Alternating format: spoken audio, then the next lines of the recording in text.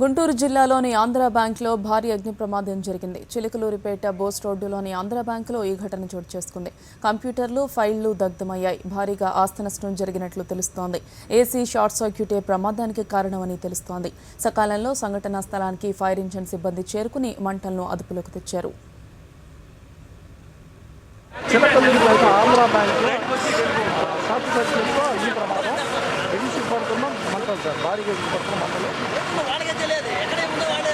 అదుపులో తెచ్చేందుకు ప్రయత్నిస్తున్న